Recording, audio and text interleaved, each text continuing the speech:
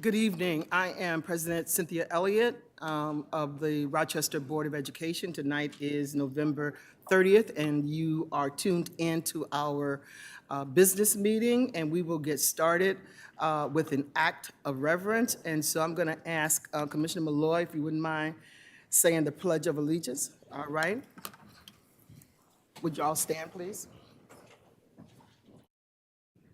I pledge allegiance to the flag of the United States of America and to the republic for which it stands, one nation, under God, indivisible, with liberty and justice for all. Thank you, Commissioner Malloy. The next item on the agenda is the motion to appoint an acting district clerk. Can I have that motion? So Moved by second. Commissioner Simmons, seconded by Commissioner Malloy. All those in favor? Aye. Any opposed? And let me just see, before we go further, if Commissioner, Vice President LeBron is on Zoom, and I'd also like to acknowledge HR Chief Chris Miller is on Zoom. Do we have Vice President LeBron that's on Zoom? I am. Can you hear me? We can hear you. All right. Yeah, I'm here. I'm going to stay off for most of the meeting Okay. until it's time to vote. Okay, would you like to vote on the motion to appoint an acting board clerk? Yeah, You're I'll on. say, yeah, aye. Okay, all right, thank you. The next item on the agenda is the upcoming Board of Education events. I'm going to ask Anissa to present those.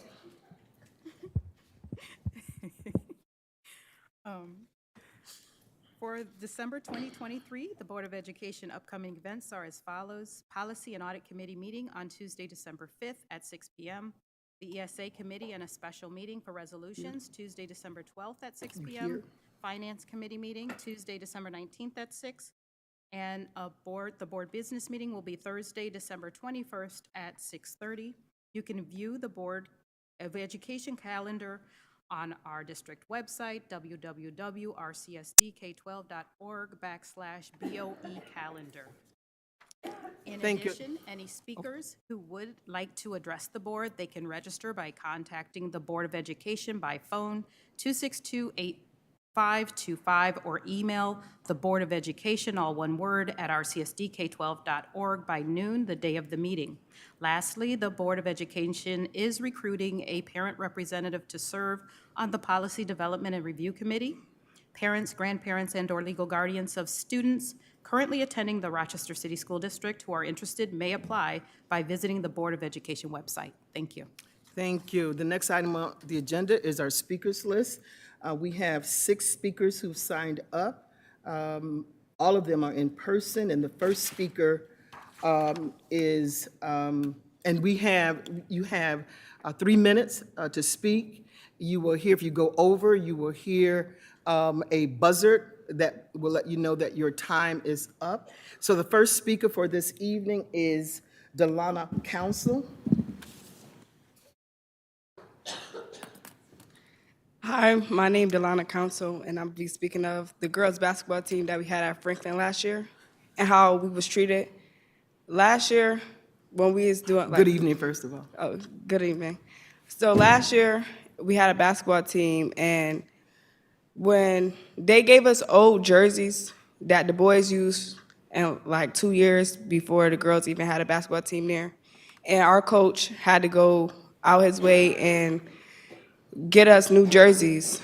And it was one incident where we needed a shot clock for one of our games, and the athletic director had hit it, and when we asked him, he said he didn't know where it was at.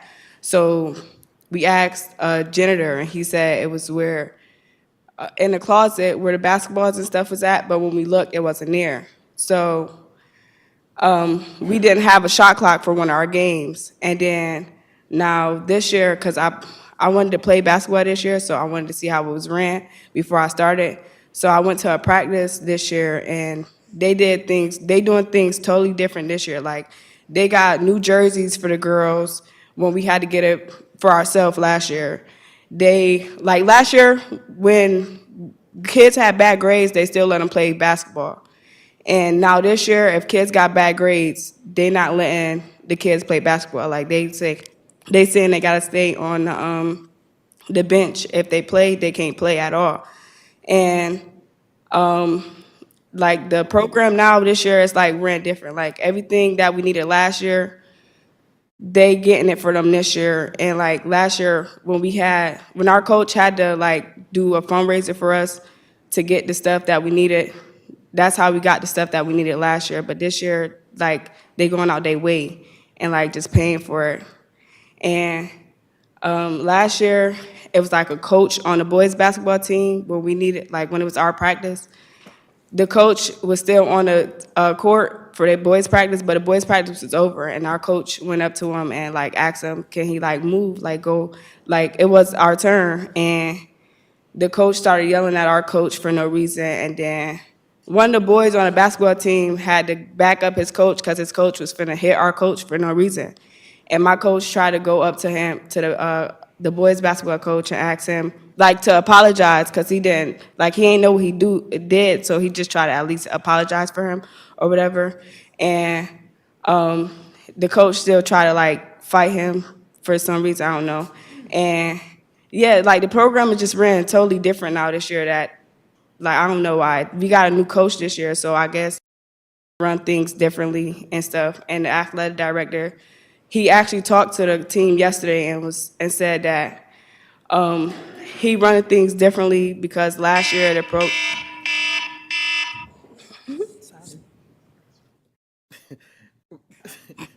Sounds like a fire. So, but that was her time? Yes, her All time right, was up. thank you.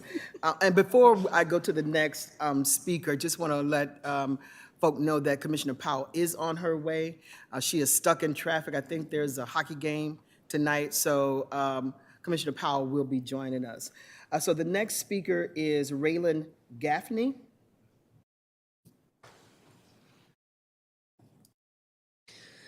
Hello, good evening, everybody. My name is Raylan Gaffney. And to piggyback off what Delana Council said about that situation, because it's under investigation, and that's true. But I'm going to start off by this because I feel like it's not right. But we had an interview committee for a new coach. And we had spoke with our athletic director, even the principal, about who we want to be our head coach based off comfortability. You know, that's common with girls now. So they put two of the kids, I'm not saying this out of despite, but I'm saying this out of love, and I'm saying the truth. They put two of the kids on the interview committee that had the worst grades, and that should have not been on there. You know, when it comes to the interview committee and the team, you have to have good grades and even all of the above. And not just that, I'm also here to talk about how we were mistreated, not just the shot clock or any of that. I didn't want to say gender equity, but you can't treat us girls different from the boys and think we're not going to notice. And also can't treat us differently and think we're not going to understand as us being girls from the city. We're going to see it right through. We were given hand-me-downs. We had less opportunities than the boys. We had way more people than the boys, so we were stuck on little buses, and they would laugh about it, including the athletic director. But then he would also be in our face and do one thing behind our back. There was a lot of times he puts us in bad predicaments, as in, if you guys are familiar with basketball, in order to make it to finals, you have to have a certain amount of home games and away games. He tried to take away a home game and let another school gain it. And I feel like that's just unfair to us as city girls. Definitely it's our first year, so what kind of athletic director is that? Sorry, not sorry. But I also was here to talk about how a lot of our seniors, their grades were good throughout the first 3 quarters, and it was one of the final games. And he had taken majority of our girls off the team just because, and let a lot of the people play for the boys team when their grades were bad, even in the finals, let someone with an anklet play. And that's really all I have to say. Thank you very much. The next speaker is Reverend Benjamin Cox.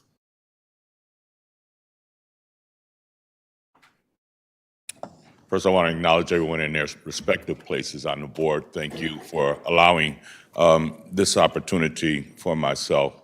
And I come on behalf of the Faith Leadership Roundtable. We felt led to come out this evening and share our concerns regarding the city school district and its system and the operations of certain programs, particularly the girls' basketball program at Franklin High School. We were moved when it was brought to our attention that they were not being celebrated at the least bit for their perseverance. We heard that they did not win any games except one, and we almost fell into the system and said, better luck next time. But when we heard how they were resilient and they were showing up for every game, when we heard how resilient they were in working hard, not only on the court, but in their academics off the court as well. Not only were they resilient, but they persevered, so much so that just about every student was on the honor roll or high honor roll. Several were even offered scholarships. And when we found out that there was not one being celebrated by the system of the district, we, the Faith Leadership Roundtable, took it upon ourselves to celebrate them as a team and have a banquet of recognition. We sent a formal invitation to the superintendent that gave us a late response, several invitations, and he gave us a late response and stated that he would be out of town at the time, and never said that he would send a representative or anyone from the district that would be there to commend, celebrate, and even encourage these young ladies. And it wasn't until the last minute of the celebration, when it was brought to our attention that Ms. Simmons had just arrived and would like to know if we could make some changes in the program so that she may have the opportunity to address the young ladies. And so we made some changes in the program. And we thank Ms. Simmons so much for her presence, her words of encouragement, her words of inspiration, and her words of concern. And the Leadership Roundtable statement is this, that the district should be able to make some changes in the system so that our children, our students of tomorrow, and programs such as this might be encouraged, celebrated, and not neglected or rejected. Thank you, Reverend Cox. The next speaker is Trent Jackson.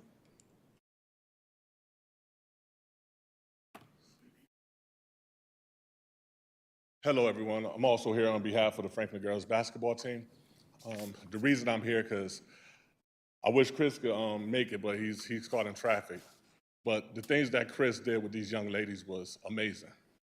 And for the fact that he didn't have the support of the city school district is very disheartening to me. Chris came into Franklin High School to a program that was non-existent. They didn't have a girls team for over 10 years. Within 3 weeks, he had over 100 girls signed up. At 2 weeks later, he had 40 girls that actually did their physical to actually play the sport of basketball, which they never played in their life. Besides that, he made sure they was in their right classes, he made sure they was getting their grades, and he made sure they was doing everything they had to do day in and day out. Through all that, he never got any support from the city school district, and his athletic director threw all kind of negative things at him so he could not do the things that he was supposed to do. Now, in the midst of that, when I found out things that was going on, we had 60 to 70 boys at Franklin that wanted to play football. Friends that I have, we had a donor come in to Franklin High School. He wanted to donate money for it so the boys could have a football team. The athletic director actually pulled that donor to the side and basically called the kids at Franklin everything but the N-word, saying that they do not deserve a program and that they should go home every day after school and not be here. The girls shouldn't have a basketball team. They went behind his back to make a girls' basketball team, and he was going to make sure that the boys was not going to have a football team. And that's exactly what he did, because now at the end of the school year, we got 60 to 70 boys at Franklin High School that want to play football, and they're being told to catch the bus over to Edison, when in reality, they can't catch the bus over to Edison because there's not any RTS buses that even go to Edison. So actually, the things that he was doing as an athletic director, he was taking away programs from our kids. And my thing is, for the longest, we've been having a narrative saying our kids don't want to do anything. Our kids are lazy. Chris Bianchi did an excellent job, and he killed that narrative. He showed that that narrative was a lie through these girls, and these girls don't only represent Franklin High School, they represent many young adults that's in our schools, academically and athletically. And now, when he don't get the support, and now I look at Franklin girls basketball team and it's non-existent. You went from having 40 girls on one team because they wouldn't even allow him to have a JV or a modified team. Then we got to hear about the football team, or they can have a modified team next year. But guess what? They had a modified team a couple years ago. But when that modified team they wouldn't allow them to have a JV or a varsity. See, we hurting our kids. And then we want to blame it on the kids. I'm here to say, it's not our kids. It's not our kids that's lazy. It's not our kids that don't want to do anything. It's the people that we put in these leadership roles that's not doing anything for our kids. Our kids don't know how to come up with a program. We need to come up with these programs for our kids. Thank you. Pamela Jackson Yelders, next speaker.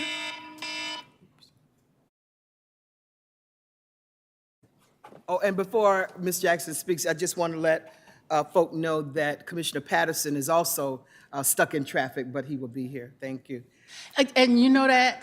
I just came through that traffic. And isn't it amazing for a soccer game that I'm backed up to West Main Street and can't get in? Do you understand how important sports are to our kids? I am a graduate of Franklin High School. And it wasn't the classes and things that kept me in school. My mother had 16 kids. She had 6 sets of twins and 4 singles. So there was no way we were going to go to college because they couldn't pay for it. They were taking care of us. They were feeding us, putting a roof over our head. We lived in Hanover houses, 7 buildings, 7 floors, 8 apartments on each floor. But it was the sports program that kept me and my 15 brothers going to school. The sports program. It was the sports program that made it so that I wanted to get a C or better average, because if I didn't, I couldn't perform. So how can we not think that the sports program is not important? Let me tell you a little story, and it's not a story, it's a real case. There was a little boy who lived in Cordelia, Georgia. At the age of 3, he crawled into a fireplace. He burnt his right hand, which he was right-handed. When they took him to the hospitals in Cordelia, Georgia, they told him that he's probably going to lose his hand. They're going to have to amputate his hand. Then there was a doctor that said, there's a hospital in Rochester, New York, called Strong Memorial Hospital. And maybe if you take him there, he might have a chance to keep his hand. So his mother and father, who worked in the fields and stuff back then in Cordelia, Georgia, came to Rochester. But before Rochester, they stopped in Sodus, and they worked in the fields on Sodus, in Sodus. And they took him to Strong Memorial Hospital, and sure enough, Strong was able to save his right hand. They grafted all of the skin off of his stomach, all of the skin off of his thigh, and they repaired his hand, and they saved him. And that same young man attended Baden Street Settlement, but because of his hand, he had to learn to play sports with both hands. But he came to Baden Street for the sports, or he probably would have been in the streets. So then when he got to Franklin High School, he came a Section 5, basketball, football, baseball, and track. He was recruited by the Philadelphia Eagles. He was recruited by the Washington Redskins, which he played for both. He was also recruited by the St. Louis Cardinals, but he couldn't play because back in those days, you were only allowed to play one sport. Now remember, he still has this hand he can't really use, but because he wanted to play sports so bad, he learned to use both hands. That man went to the '64 Olympics in Tokyo, Japan. He represented the world in track. He pulled a hamstring and had to bail out. That man was my husband, Trenton Jackson. Had it not been for the sports, I don't know where he would have been. If it's not for the sports program, mostly that keeps our kids in school. Remember, one thing that the sports program does, it makes kids understand that in order to participate, you have to maintain a C average. The other thing that is good, and I've never seen this in any other occupation, look at the scouts who come out to recruit athletes. Ms. Jackson, we're going to have to sort of round it up, so. No problem. Okay. I hope you understand what I was saying. I hope you take it to heart. Every kid deserves a chance. And if we're going to do anything about keeping kids off the streets, we got to have something for them to do. Now, we ain't backing off of these videos and computers. Let's think again about these sports. Thank you. Thank you. The next speaker is Elise Shuford.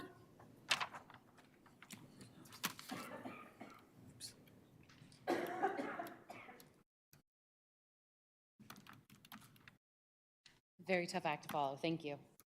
Good evening, esteemed board members, superintendent, distinguished guests, and the illustrious public attending tonight's meeting. My name is Elise Shuford, and I am a current RCSD teacher and a doctoral student at the University of Rochester seeking my degree in educational leadership, and I thank you for allowing me to speak this evening. This evening, I wish to address a need facing our students and educators for a specific population of students, those on the autism spectrum, henceforth referred to as ASD. In researching my master's and doctoral theses, I stumbled upon an enlightening article by Layden et al. Regarding professional development planning for teachers of students with ASD. The article was published this year in the Journal of Special Education Leadership. I wish to bring to light a few specific details from the article that are worthy of consideration and discussion when ensuring the RCSD mission and vision of fostering students' individual talents and abilities in a nurturing environment of equity, and ensuring all students equitable access to a high-quality education and graduate each student as a productive member of society. According to the National Center on Birth Defects and Developmental Disabilities, it is estimated that the percentage of 8-year-old children identified with ASD is currently 1 in 36. The students who receive special education relating to this identification require specifically designed instruction to meet their unique needs. Currently, there are 28 federally identified evidence-based practices, or EPBs, specifically designed for teaching students with ASD. These promote effective skill improvements in areas such as cognition, communication, and more. However, Layden et al. Suggests that although administrators are committed to improving the classroom-based applications of these EPBs, there are some looming challenges in the gap between knowledge and practice. The researchers found that the districts serving autistic students must re-examine the way we design and deliver professional development for educators. They specifically provide recommendations following the themes of collaborative positioning, a commitment to removing barriers, the broken bridge between knowledge and practice, and the duality of systems, specifically general versus special education. As the annual budget, living contract negotiations, and finalized plans for the reconfiguration of RCSD continue, I would urge the superintendent, Board of Education, union leaders, and district directors to take a look at the way professional development is structured. As a current employee of RCSD, I do believe that RPD requirements and offerings are very strong. They're a strength of the district.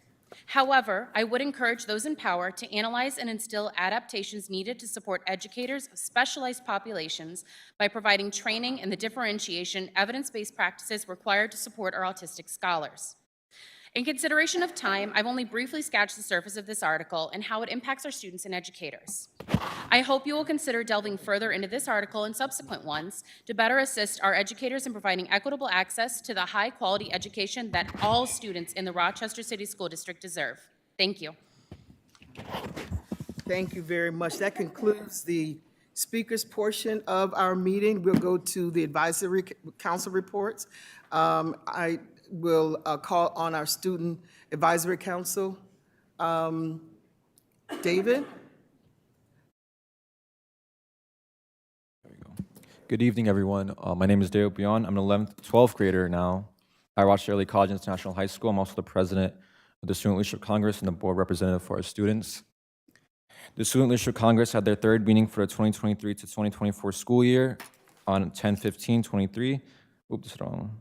11/15/2023. For the meeting, students from Franklin, Edison East, School Thought Walls, Wilson, and Early College all came to represent their schools during this meeting. The Student Leadership Congress had the wonderful pleasure of hosting the Rochester Education Foundation's Amy Stein and Janae Slade to speak on upcoming FAFSA information and resources for families. The REF is hosting a FAFSA Fest on January 10th and will have active resources available to assist families and students on completing their FAFSA, which this year has many changes. The president would like to thank the REF, the president would like to thank the REF, Janae Slade, and Amy Stein for their collaboration efforts to assist students in their college journey. Students from the Student Leadership Congress, Northeast, and Franklin sat on a panel addressing student emotional health and learning through the Collective Care Conference on Saturday, November 11th, where keynote speaker Dr. Dina Simmons shared a powerful piece on racism, mental health, and the intersectionality of the two. I'm proud of the speakers and more so proud of my team at the SLC who continue to use their voice for change. Thank you to MCC, the school district, and all other sponsors who made this powerful event possible. The Student Leadership Congress, in its effort to ensure equity between schools and to close the achievement gap between students of color and those of low-income backgrounds, are proud to announce a universal student government to be established in every high school. Linked below by the end of this evening is a blueprint for a student government created and drafted by Wilson Commencement High School in accordance with Hazel Roberts, our vice president. More information will continue to be available in future presentations and reports. However, I will state first that this blueprint is subject to change depending on the school's programming. The Student Leadership Congress is trying to ensure flexibility between schools and acknowledges each school's scheduling and programming. I'm also proud to announce a change in the way my reports are written. In my effort to create established student voice in action, I, in that philosophy, want to highlight student achievements. For the longest time, students in the RCSD have been seen as non-achievers and unable to be successful. So as of the next Student Leadership Congress report, we'll have in the student news section where student achievement stories will be shown. I always wanted to ensure that student voice and achievement was heard, so I hope in doing this, we can continue to make that dream a reality. I thank the board and everyone today for coming out and showing out. And as always, the Student Leadership Congress hears you and is proud of you all. Thank you. And President Elliott, I do not have any comments on any of the resolutions, but the support of approving our bylaws and item 26 of our agenda. Thank you. Thank you. The next Advisory Council report is our Parent Leadership Advisory Council report. Is there someone here to present the report? All right, we'll move on to the bilingual education report. Good evening. Good evening, everyone. My name is Pablo Sierra. I'm the Vice President for the Bilingual Council this year. Our last report was a little long, so I'm going to keep it short, and I'll do the Spanish and English, if that's all right. Is that okay? That's okay. Okay. Buenas noches. El BEC celebró su reunión mensual el martes 11 de noviembre en el Centro Trenton y Pamela Jackson de 5 a 7 de la noche. Esta mes se discutieron dos temas muy importantes. Un miembro del equipo de servicios de apoyo estudiantil presentó información sobre los requisitos de graduación locales y los cambios recientes en los exámenes Regent del estado de Nueva York. Las familias presentes aprendieron sobre los requisitos, que son 22 créditos y 5 exámenes. También aprendimos que los estudiantes que buscan el sello de alfabetización bilingüe pueden obtener esta distinción como parte del diploma Regent o en los nuevos Regents con designación avanzada. So the BEC held its monthly meeting on Tuesday, November 11th at the Trenton and Pamela Jackson Rec Center. Two important items were discussed at this month's meeting. A member of the Student Support Services team presented information on local graduation requirements and recent changes to the New York State's Regent exams. Families in attendance learned about the Strive for 22 and 5 requirements for credits and New York State exams. We also learned that students pursuing the seal of biliteracy can earn this distinction as part of the Regents diploma or as part of the new Regents with advanced designation. Las familias del BEC también fueron amablemente invitadas a asistir a las reuniones de CPAC para cualquier familia cuyo hijo o hija reciba servicios especiales. And so the BEC families were also kindly invited to attend CPAC meetings for any parent whose child receives special services, and they were also oriented about the rights they have as parents and the support they should receive. Durante la segunda presentación, el BEC también aprendió sobre la plataforma digital iStation.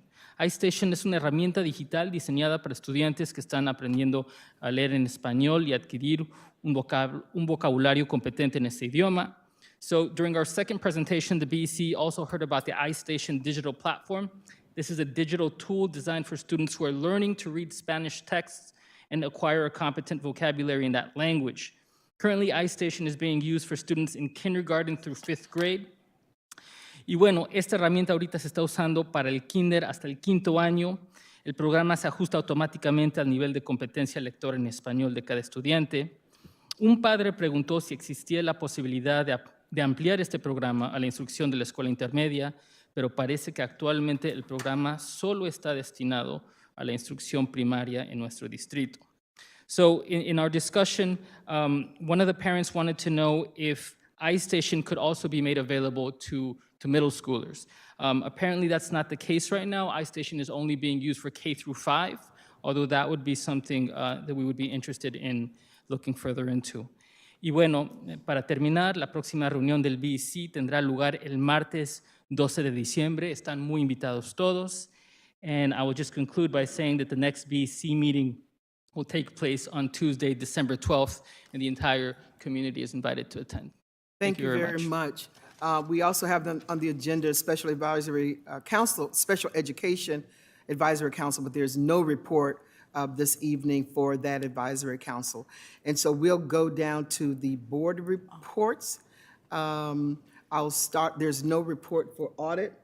And so we will go down to the ESA committee, and I'll have Commissioner Simmons to report on that committee. Okay, good evening. So again, this is the report for the Equity and Student Achievement Committee, which met as a whole on Tuesday, November 14th. The board reviewed and accepted the minutes from the October 10th ESA meeting. The Director of Attendance, Carly Jelsma, presented information regarding district attendance and provided department updates. Also discussed where the challenges were for students in our community and the impact that these challenges are having on attendance.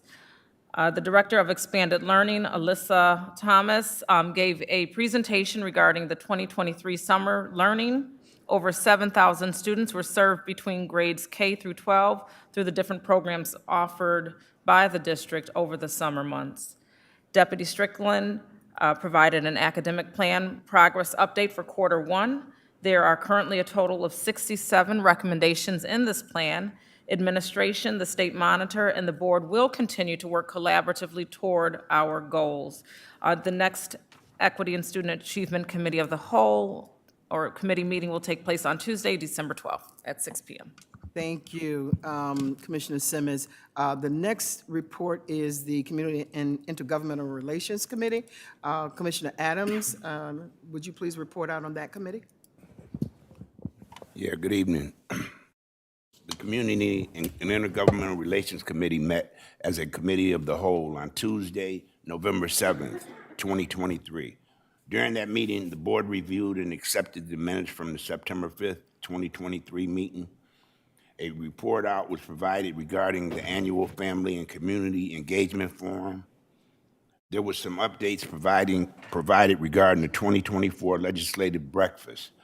There was also a board discussion regarding potential priorities, and the board provided ideas and suggestions that will be considered as we move forward. There was a discussion around who the keynote speaker should be, and I am pleased to announce that Assemblyman Demond Meeks has formally accepted our invitation to be the keynote speaker for the 2024 legislative breakfast. And I need to say to the community, goodbye. This is my last No, you got meeting. one more. You got one more. Okay. No, I don't.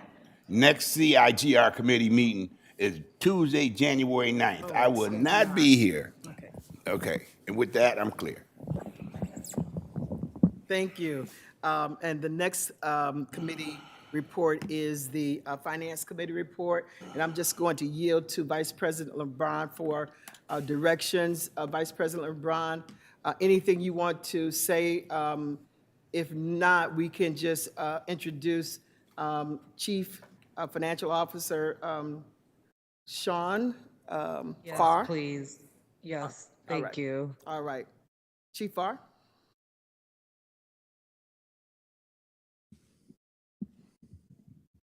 Good evening.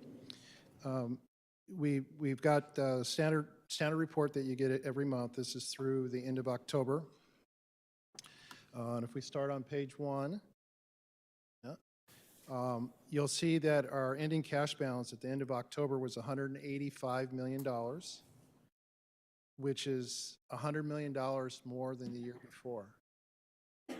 So, and that really, most of that is the impact of stimulus dollars as they flow through the district budget. From a cash flow perspective, and I will continue to track this each month, we hit a low in our cash, cyclical every year. We hit a low basically in the second or third week in January. That's going to be about $139 million this year. So that's substantially better than what we've been in the past. And then we have a high. We have a high somewhere in March, April of each year, and we're projecting the high to be $436 million this year. So accordingly, with that kind of cash balances that we have, combined with high interest rates, and the investment of those funds are generating a substantial amount of interest earnings. And so what you'll see as we get down to the bottom of page 1, you'll see an item where we're adjusting our earnings in the budget. We're adjusting it upward. We will be adjusting it upward actually every month as our earnings come in. We budgeted substantially lower than what we're going to realize there, so that's actually a good item. If you go to the top of page 2, you'll see that the Title I School Improvement Grant, we're having a reduction of $2.575 million. And this is because the state, in last year, the state was giving us $250,000 for each CSI school, receivership school, and that's being reduced to $125,000 this year. So that is a substantial impact on the district and the Title I budget. Those adjustments are being made to those budgets for this year. If you go to the top of page 3, you'll see some recaps of our appropriations by functions, general fund and special aid funds. And it's early in the year, and it's a little confusing, but what you'll see, if we take the general fund, you'll see budgeted appropriations, $873 million. So that's our budget in the general fund. And then we have encumbered funds for the year. So there's some things that we will simply encumber the whole amount for the year through purchase orders to specific vendors for services. And then there's actual expenditures. These are things we actually paid. You net that all out and you come available appropriations, which is 58%. So it's the encumbrance amount, the $175 million, that covers the whole year. So it's kind of hard to tell where we are, but you can see in the details that's provided in the document, you can see that we're controlling the budget. We don't have any major issues on the expense side of the budget. If you go down to section E on page 3, you'll see that the CRISA grant, the federal stimulus grant, was completed. Final report was filed. We ended up, out of $87 million, we ended up with $219 that we, because of all the line items and stray dollars here and there, to make it balanced, that didn't get expended. So basically, it's such a small amount, we spent basically 100% of the budget. The column next to it is the recovery program, the federal stimulus dollars, and you'll see that we have an appropriation of $196 million, and you can see what's been encumbered. 40 million, expenditures to date, 86 million, and available appropriations, 69 million, which is still quite a bit of money. We're working on preparing an amendment that we have to submit to the state, actually to the state monitor first, and then to the state to reallocate so we can expend those funds. And so our expectation is that we will as of June 30th, but we pay the bills into July and August, we will have expended all the funds. If you go to page 4, at the top, there's a recap on the capital summary. And this is just funds we have into what we call cash capital. That's the money we put from our own budget each year into this fund, $10 million each year. And bonds, so debt that has been issued in the past and were for projects and how much is left there. And you can see what was spent in the current month, which was pretty minimal. We'll note on section H in the middle of that page, you can see we've highlighted that we added $100,000 to a specific project for asbestos abatement. On that same page, if you go down to section I, it's the school's food service fund. And right now we're projecting to run a surplus for 23-24. I will say that I think the program is running quite well. We have some savings because we are struggling to hire all the positions, all the food service positions that we have budgeted. And to the extent they're not filled, that results in savings in the budget as well. Item J, or section J, charter school enrollment.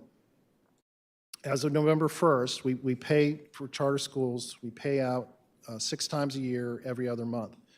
So for the November 1st payment, the actual enrollment we paid on for charter schools was 7,845 students. This is 412 or 5.5% higher than the year before. Also attached at the end of this packet is, under section K, is our student activity fund report for the first quarter of the fiscal year. There's minimal activity because that includes July, August, and then September, which is the first month of school. So when you see the second quarter, October, November, December, you'll see more activity as students raise money and spend money for their student activities.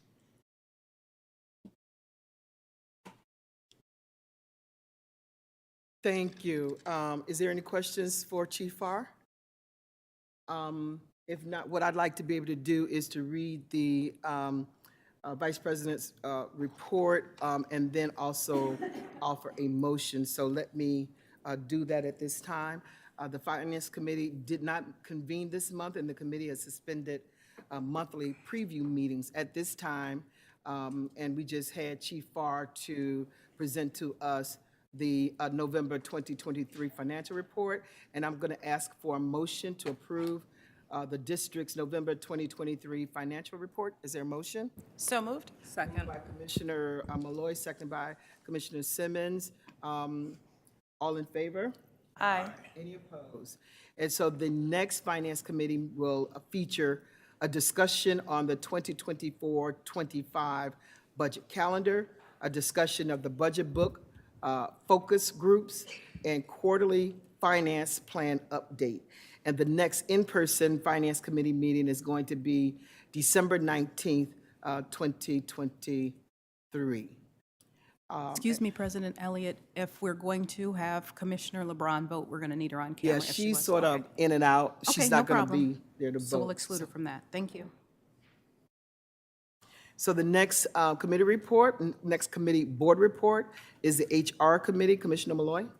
Thank you. Good evening. The Human Resources Committee met as a committee of the whole on Tuesday, November 28th, so just this past Tuesday.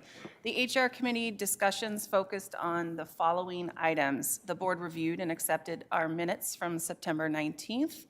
The board discussed the following policies and their second readings. The response to intervention or RTI process, which is 4206, as well as a policy regarding de-escalation of crisis situations, policy 8200.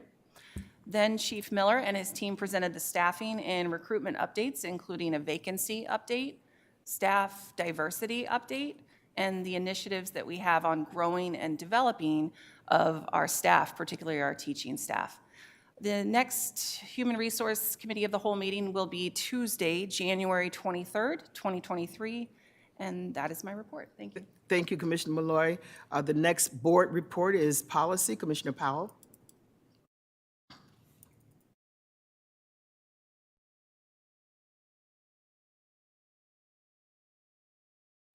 Thank you. I don't know why I couldn't get my microphone to go on, but thank you for your patience. Policy Committee last met on Tuesday, November 7. All of the committee report is on board docs for you to read, so I'll just fast forward to the state of the policies that that we're pushing through at this point. There are there's two policies that finished their first and second readings on an expedited basis and in different meetings in November. We had 9 policies that are on tonight's agenda for to be amended in addition to those 2, including those 2. We have 4 policies whose amendments include a revision to the deliverables. We have 5 newly adopted policies that were recommended by NYSBA, and we have 1 rescission. So the deliverables are in Resolution 467. The rescission is Resolution 471. The new adoptions 470. And I think Charisma is going to have to, oh, is Charisma here? No. She's not. I was hoping she could explain why the others are scattered across 3 different resolutions, but that it's not of much consequence. There's a lot of them. And this will Resolution 466 is our bylaws, and if I might make a special request that that be put to the bottom of the list, President Elliott, just so that we can get the first 5 through faster. I'm sure that Resolution 466 will generate some conversation. The next Policy Committee of the Whole is Tuesday, December 5th, and that concludes my report. Thank you. So when we get to the section on the agenda, we can make that amendment. Thank you. And so the next report is the President's report, and I would, oh, did you not finish? No, I'm done. Good, okay. Is the President's report, and I just want to highlight just a couple of things. Just want to, thank everyone for the work that we are doing in light of this month being Thanksgiving, and we are doing a lot of work. It is hard work, but this is work that we can do. People are beginning to notice the improvements that we are making. It's noticeable on the state level and with other partners, and so that is to the great work that this district is now positioned to do. I just want to send a well-wishing shout out to Vice President LeBron, who's recovering and is not here on in person because she's recovering. Also, just send a great shout out to our board clerk, who's also recovering from some illness. Just want to take the opportunity to welcome our new commissioners-elect. That is Isaiah Santiago and Jackie Griffin. We look forward to working with you both. Just want to say that this is not for the faint of heart. This is difficult work, but it's very pleasurable work for us to do on behalf of our community. So look forward to working with you, you joining us and taking us to the next level with your experience and background. So welcome, and we will do more of that in January. I welcome you more. Thank you so very much. And then many of us attended the conference of Big Five in Buffalo last month, where we had as visitors, Chancellor Lester Young was with us. Also, Deputy Secretary for Education, Maria Fernandez, also joined us. The New York State Office of Mental Health Commissioner, Anne Marie Sullivan, and her Associate Commissioner, Sarah, and I'm going to mess that name up. Commissioner Rosa was not able to attend and not able to join us. The Big Five, for those who don't know, is a organization that helps to support Buffalo, Rochester, Syracuse, Yonkers, and New York City in terms of legislative advocacy and other kinds of support. And we also, the Big Five also includes Albany and Utica as affiliate members. And this year I was proud to be the chair of the Conference of Big Five, and it was my absolute pleasure to facilitate this event. So I think we're going to be on to some good things collectively. As the Big Five organizations, these Big Five school districts represent more than 50% of the students in the state. So we can have a great impact on how education is done in the state of New York. We also had a NICET visit where we had Chancellor Young, and as well as Regent Adrian Hale and Commissioner Betty Rosa, along with Jennifer Pyle from the Big Five and other state officials and members of NICET. We visited East Edison at School 45.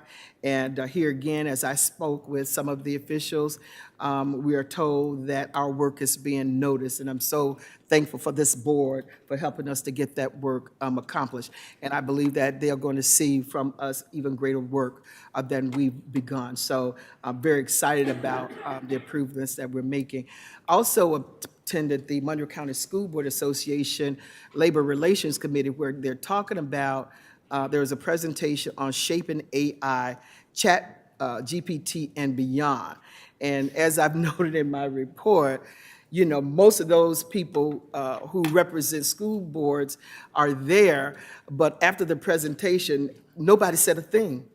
And that's because nobody understands this. And so we left there just speechless. And so we don't know how this new AI, and of course we know that we are having some of that technology already, but in terms of the way in which it's going to be presented, we don't know what that's going to look like. So further information is to come. Next is the fact that the board is developing goals. They're actually developing SMART goals, and we've been a little behind on this, but we're working in concert with the superintendent on the strategic plan. And so we have been looking at literacy as a goal, math, graduation rates, and school climates. There's been work going on from our staff, and there will be more answers with regard to this. I think even next week, I think the Deputy Superintendent of Teaching and Learning will provide us some information.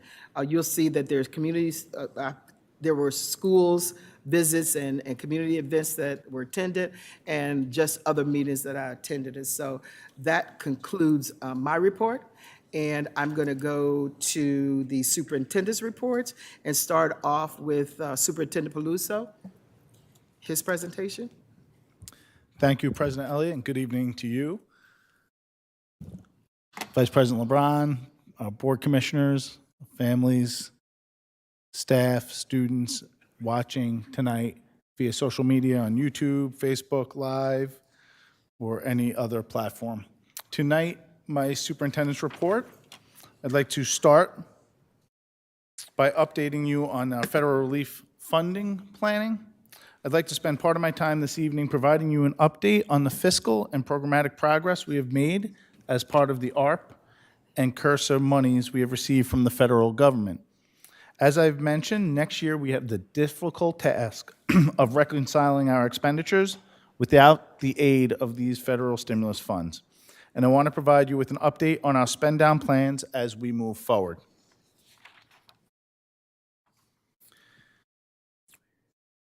Remarkably, we have spent all but $218 of over $87 million in CURSA funds. And that stream of funding is now completely over and fully closed out. And a final financial report has been submitted to the New York State Education Department. As of September 30th, we have approximately $75 million remaining in our ARP spending. Like I mentioned, we've successfully completed the closeout of the CURSA funds, and we have also pivoted to our ARP contingency plan. And this includes a freeze on all new spending in ARP and a shift to focus on proper reconciliation of the grant as we move towards closing it out. It also includes the repurposing of ARP dollars to support eligible general fund expenditures within the current budget year. By implementing these, the district will maximize its ability to fully spend down ARP, which is slated to be closed in September of next year. Additionally, I do want to mention that we've been featured by the U.S. Department of Education as a success story for administering our ARP funds. I've been interviewed by the Secretary of Education staff to highlight some of the most impactful projects that used ARP funding. This includes a partnership that will fund advanced telemedicine units in all of our RCSD schools, the expansion of our Rock Restorative program, the success of our Urban Teacher Fellows program, and some of the summer programs that were possible this year throughout ARP.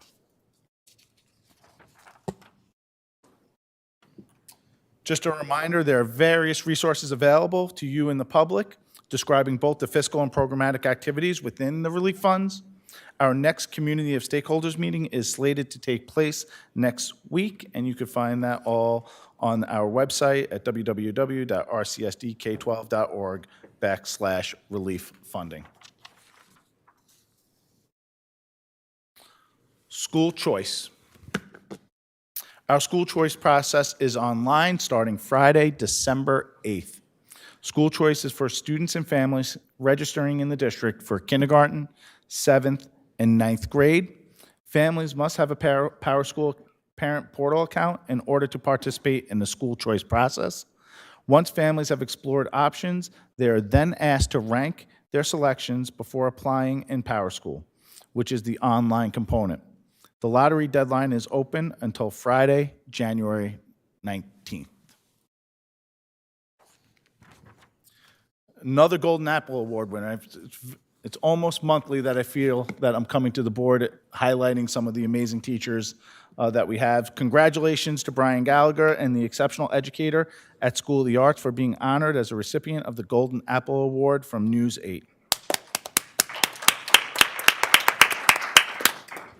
Mr. Gallagher is a chemistry teacher, and he was nominated by one of his students who commended his passion and willingness to go above and beyond in the classroom to help. Once again, congratulations to Brian.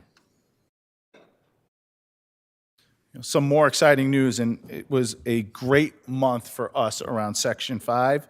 For the first time in nearly 30 years, 2 of our boys' football teams are Section 5 champions in the same year. It's remarkable.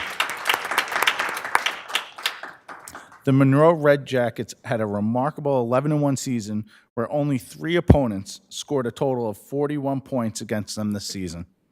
The East World of Inquiry Eagles, who were 12-1 this season, soared to victory over Brighton, clinching their first sectional title since 2005. After their sectional wins, both East and Monroe advanced and won in the Far West Regionals. I'm filled with great pride as we celebrate the outstanding achievements of our student athletes who embody dedication and teamwork. Really proud of them. Congratulations. Today, we're launching our vision for the future. We are calling this Invest in Tomorrow. The heart of the vision is our unwavering commitment to providing better opportunities for our students. And I would like to pause here to show the board and the community a video. This is a year of excitement and positive change that will bring new beginnings. It's a year of preparation and hard work, where excellence is our guiding light in both principle and practice. What does the future of our district look like as we invest in tomorrow? How do we ensure that every student feels seen, affirmed, and valued? Our students, our tomorrow. classrooms that serve as laboratories of innovation, where students are encouraged to explore, question, and create. Highly qualified educators who set high expectations and believe in our students' potential. Invested staff who help build students' futures and dreams by cultivating a love of learning that will stay with them for a lifetime. Modernized facilities with programming to meet the diverse interests of our students. Middle schools focused on preparing students for high school academically and emotionally. Athletics that promote physical fitness, skill development, sportsmanship, and personal growth while fostering school spirit and community engagement.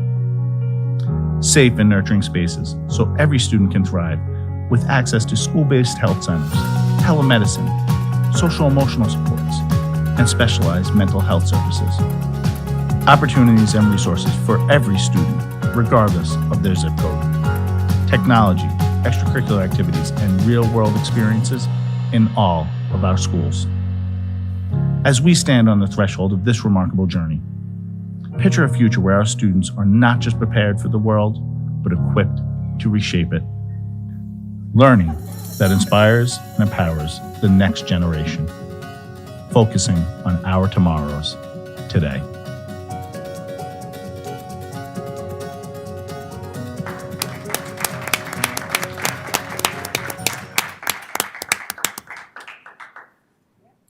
I want to thank, first, before we go on, our communication team. Obviously, a remarkable job, what they've done continuously, and a remarkable video. Once again, you know, that video kind of gives you a little bit of the chills, right? And it inspires me for what the future holds. And I hope you are as excited as we are as we strive and work collaboratively together to make this vision a reality. Invest in Tomorrow kicks off with the start of the special lottery for students in impacted schools, and it will run till December 1st through January 5th. The special lottery affects K through 5 students in closing schools, 9 through 11 students at Franklin and Northeast, and many of our 7th graders. It's important that families visit the special lottery webpage at rcsdk12.org/special lottery for detailed instructions on the process. Please know that exceptions will be made for students in highly specialized education programs in all zones and bilingual programs in the South zones. Those families will be contacted separately. Students who do not participate in the special lottery will be placed in schools closest to their home where space is available after the selection process is complete. I do want to say that, you know, we have teams ready and available to make sure we're reaching out to every family to make sure that they complete this special lottery so that those selections are done. And one of the other things that was really important to me, and I requested that all of our schools have open houses.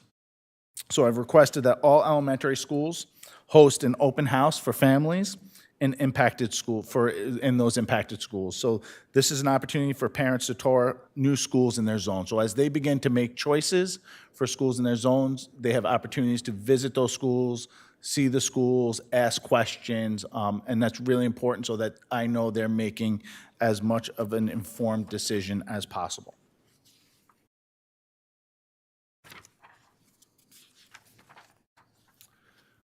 On November 17th,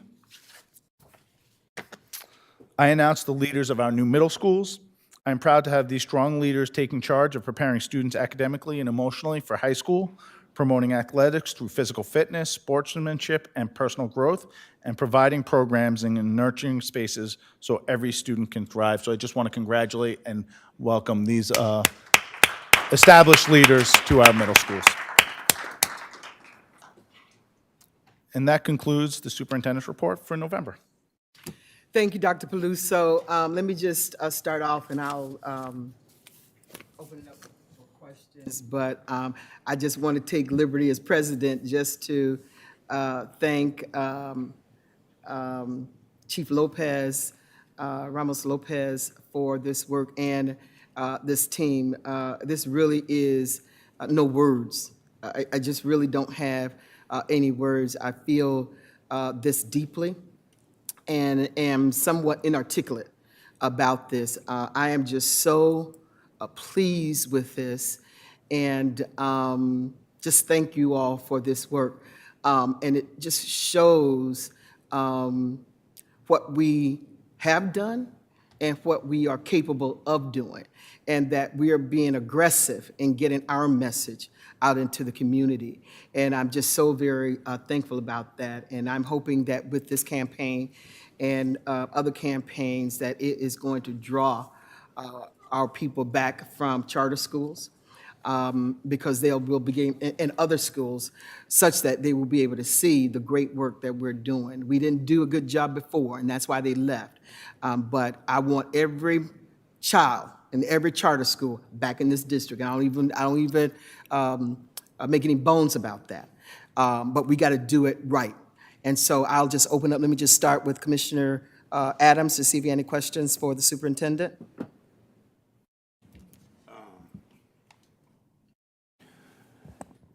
I just need to give a special acknowledgement to somebody, because you know I'm the hat guy, and our auditor is wearing a whole lot of hats, and I just want to give a shout out to her tonight. She's acting as the clerk, man. I needed to do that. All right, thank you, Commissioner Adams. You do what you do.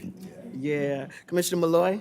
No questions. Thank you for your report. All right, thank you. Commissioner Simmons? I just want to echo your sentiments. I did love the video, and that's how things happen, through vision. You have to be able to see it, you write it, you understand it, and then you achieve it. So I'm excited about that. I did have a question, because I love the open houses and that parents and families will have the opportunity to learn more. Wondering, and it may not be happening now, but is there an opportunity for virtual open houses, something that parents can go to maybe get the same information if they have different work hours, what have you? Yeah, we have information on websites. They have information. Some of our schools actually have virtual walkthroughs that they've done and created, which are pretty remarkable. I don't want to say that's all of our schools, but there is information posted on their websites. I also would suggest reaching out to the schools. Our schools want to make sure that their families are informed on making any decisions, and they will answer any questions they have when they call. Do you have people ready for that influx? Yeah, Okay. they can get to the building principals and ask them questions, and they'll get the answer. Gotcha. And then and lastly, the virtual walkthroughs that may already exist, are they talking or speaking to some of the newer progressive things that are happening? Yeah, I haven't audited them to know exactly where they are, but we Gotcha. could get some information out. Okay, thank you. Thank you, Commissioner Simmons. Commissioner Powell? No questions, thanks. Thank you. Commissioner Patterson? No questions. Thank you, thank you. And so we'll go on to the Superintendent Blocker for the East EPO report. Thank you, President Elliott, Vice President LeBron, Commissioners, Dr. Peluso, Mr. Alisea, and the Rochester community. I'm happy to share updates on what has taken place at East throughout the ending of October and through November. First, I'd like to share that we had Julius Fleming, the author of Black Patients, join us. He worked with our U.S. History, Social Studies collaborative planning team. During his visit, he reviewed the U.S. History curriculum with the focus on Unit 7, Civil Rights. He was amazed at the strides the U.S. history teachers had made in making the content culturally relevant and responsive. He was especially impressed with the Unit 7 SEPT, with the focus around marginalized groups in U.S. history. As an author who was touring the country to share his book, Black Patients, he assured us that we are one of the only schools to approach this topic with such a nuanced view. He also spoke with our AP government scholars and shared life experiences. E-scholars had an opportunity to participate in careers in construction, where they had a chance to connect with union employers who explained journeyman programs in the trades of various career paths, such as operating heavy machinery, building masonry walls, sculpting ornate molding, and rivet sheet metaling. Seniors may choose to pursue one of these options post-graduation from East. Our scholars had an opportunity from Step to College to visit Camp Stella Maris, where they did adventure-based learning experiences. The program offered a diverse range of activities, from team building to heart-pumping adventures that involved hands-on interactions. Participants were faced with both real and imagined obstacles, which tested their problem-solving skills. By the end of the experience, relationships had strengthened and trust amongst peers had been built. Our culinary scholars took a trip to Boza's restaurant, where they learned how to produce. They toured, shadowed, and tasted the cuisine there, and they learned how a small family-owned business can grow into a thriving, expansive business production. As President Elliott shared, the New York State Education Department came and visited. Commissioner Rosa, Chancellor Young, Regent Hall, and many other distinguished guests visited East. They went on tours of our building. They learned about our internal resources, observed our CTE programs, and were provided insight into the many elements that constitute the East difference. Recently, a few weeks ago, our scholars had the opportunity to go to the UR operating room to view surgery. Our fall nursing interns had the opportunity to shadow a surgical nurse, and in doing so, they observed 2 spinal surgeries in the OR at Strong Memorial Hospital. Scholars were allowed in pairs to go into the actual operating room and to get a closer view of the surgeries taking place. It was an amazing experience and very eye-opening for our scholars interested in the various positions in the field of nursing. Following the operating room experience, they learned how to take patients' vitals, receive their own stethoscopes to practice for the remainder of the program. At East, we do curriculum-embedded performance tasks where scholars have an opportunity to consolidate their learning, to make real-world connections. This is one of our NISA classes. Mrs. Cotto's scholars had the opportunity to design a satellite that would orbit the moon and then to test it. And this was where they each shared their presentation with an outside audience. As has been shared several times, the East High World of Inquiry was the Section 5 football champions. We're very proud of them. Our coaches were named Coaches of the Year.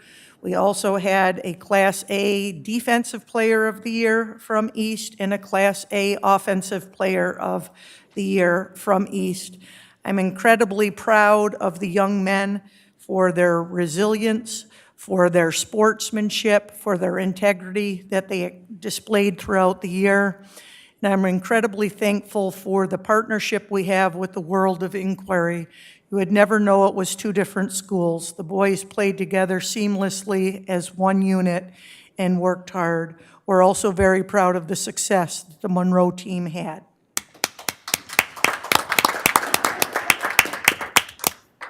The RCAC Exceptional Senior Volleyball Game took place. This was the first time this has ever happened. East was represented by 6 scholar athletes. Congratulations to Samaja, Melise, Stephanie, Aisha, Aina, and Naimir. It was wonderful to see RCSD athletes competing together and getting to know one another after years of competing only against one another. This is a new step in the direction of the RCAC, and I'm very proud. All of the RCSD students had an opportunity to work together.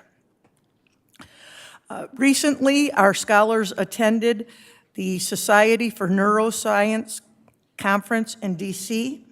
5 of our scholars went. All 5 scholars interned in the neuroscience labs at the U of R this summer. They had the opportunity to also explore Washington, D.C. while at the conference. They were incredibly impressed with the number of things that are going on in the neuroscience field, and were proud to have represented Rochester there as the youth of our community. We recently had a community fair where we offered jobs to scholars' families, or anybody that was in the community. Our Lighthouse team assisted with the various tasks throughout the event, and our wonderful culinary program provided the delicious and beautiful trays of food for the evening. It was a successful fair where community connections were made, resources and careers were explored, and a good time was had by all. We just recently had the inaugural Parent Cafe that was held at East. It was a time of opportunity for families to come together and work with one another, not to hear solely from an expert, but to learn from one another what is going on and how to help each other. Our TLI scholars at East, the Teaching and Learning Institute scholars, provided babysitting for those that attended. We had a full house for it, far more than we even expected, and it was an incredible evening, the first of many that we hope to come. Our food pantry is helping with families during the holidays. Our goal is to provide meals for at least 100 families in November and December. And then last, I would like to give a big shout out to the East Lower School. Our demonstrable indicators for receivership from New York State were shared publicly with us yesterday, and we met 90% of the indicators. We have shown incredible growth over time. As you can see from the 2018 year on the right, far column to where we are now this year with only 2 areas in red. We continue to look at what we're doing to make revisions, to be flexible, and to continue to find ways to help each and every scholar succeed. So incredible shout out to the staff at the East Lower School for their ongoing commitment to excellence for our kids, and for our kids for embracing the opportunity to learn and grow. And that's my report. Great things are happening here at East, and I'd like to thank the board for their continued support and Dr. Peluso for his continued collaboration with East as we work to bring unity between both the district and East together. Thank you. Thank you, Superintendent Blocker. Great report. I know that people want to offer some applause to that. And I will open it up for questions. I'll start with Commissioner Adams.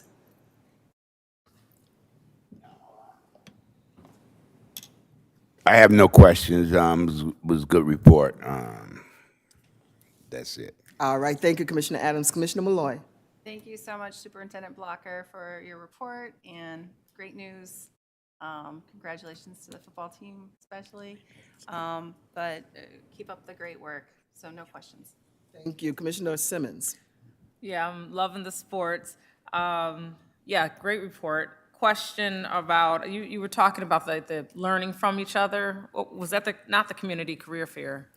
That was, what That was the inaugural Parent Cafe. Yeah, so are you gonna maybe incorporate having them more regularly?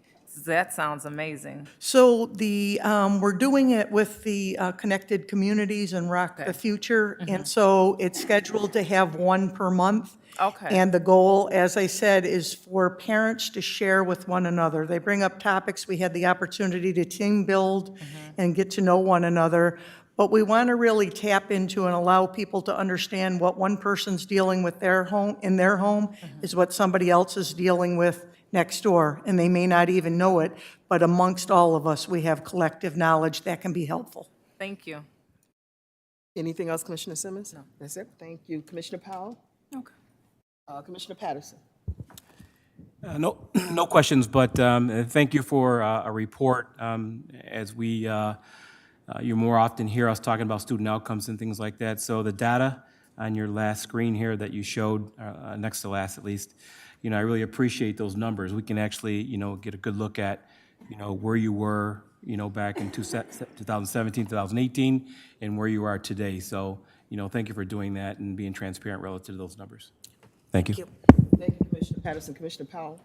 I did think of one question for you, Superintendent Blocker. With regard to the DEI performance page, the fact that you still have 2 areas in red that need to be resolved, if those got resolved by this time next year, you'd have to be in good standing 2 years in a row, is that right? That's correct, unless the rules change. Thank you. So next year, there's the possibility of being removed? from the- Exiting. Yeah, all right, thank you. So my question had to do with same page. Is there some strategies that can help inform, since we're going into the middle school model, some strategies that you can share with us, that's wrong words to say, a strategy that you can share that will help us as we move into this model of having, middle school students? Is that? The one suggestion I would make, and Dr. Peluso and I have already been having ongoing conversations about it this year, is the literacy. Having the literacy at East in particular, it's a grade 6, 7, 8, and 9, which is direct instruction and a supplement to ELA, so they're getting 144 minutes a day of literacy. I strongly believe carries over into all subject areas. They say in the beginning you're reading to learn, and then in the beginning you're learning to read, and after that you're reading to learn. We have so many kids that are moving up that do not have the strong basics in the literacy foundation. So I truly believe that doubling back up with this at that level before they get to high school is critical for success.